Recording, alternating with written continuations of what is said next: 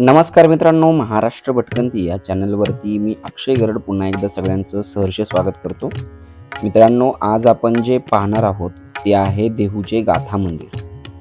मित्रांनो, तुम्ही जर हा व्हिडिओ यूट्यूबवरती पाहत असाल तर चॅनलला सबस्क्राईब करा आणि जर फेसबुकवरती पाहत असाल तर पेजला फॉलो करायला विसरू नका.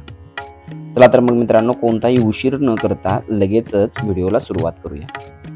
मित्रांनो, आपल्या प्रत्येक अभंगातून प्रबोधन करत अज्ञानात खितपत पडलेल्या समाजाला ज्ञानाच्या प्रवाहात आणण्यासाठी ज्यांनी आपलं उभं आयुष्य खर्ची घातलं ते महान संत शिरोमणी देहूचे सुप्रसिद्ध साधू जगद्गुरू तुकोबाराय यांची जन्मभूमी आणि कर्मभूमी म्हणजेच देहू. देहू हे गाव महाराष्ट्र राज्यातील पुणे जिल्ह्यात हवेली तालुक्यातील इंद्रायणी नदीच्या काठी वसलेले आहे. भाविकांचं मुख्य आकर्षण म्हणजेच या ठिकाणी असणारं गाथा मंदिर. मंदिराची रचना अत्यंत अद्भुत असून हे मंदिर इंद्रायणी नदीच्या तीरावरती विराजमान आहे. इंद्रायणी नदी ही पुणे जिल्ह्यातील पुरणवडे नावाच्या उगम पावते. हे ठिकाण लोणावळ्याजवळ आहे. या नदीचे पात्र मोठे असून ही नदी देहू आणि आळंदी येथून वाहते.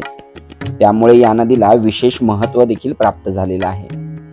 इंद्रायणी नदी पुढे वाहत जाऊन तुळापूर या ठिकाणी भीमा नदीस मिळते आणि कुंडलिका ही इंद्रायणी नदीची उपनदी आहे. मित्रांनो, गाथा मंदिराची रचना मनमोहन करणारी असून एकटक मंदिराकडे पाहतच राहावं अशी आहे. मंदिराच्या पायऱ्या आणि अत्यंत आकर्षक असलेले हत्ती ते तुम्हाला त्या ठिकाणी पाहायला मिळतील. चारही दिशेला थांबून बघितलं तर मंदिर अत्यंत सुंदर दिसतं. मंदिराच्या परिसरात प्रचंड मोठी आणि मोकळी जागा आहे.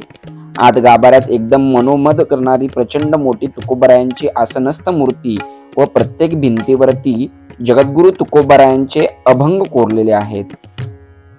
ते अभंग संगमरवरी दगडावरती कोरलेले आहेत. तुम्ही मित्रांनो जर कधी देहूला गेलात तर त्या ठिकाणी गाथा मंदिर पाहायला विसरू नका, कारण नुकतेच त्या गाथा मंदिराचं काम पूर्ण झालेलं आहे आणि त्या ठिकाणी असणारा मनमोहक नजारा तुम्हाला नक्कीच आवडेल. धन्यवाद.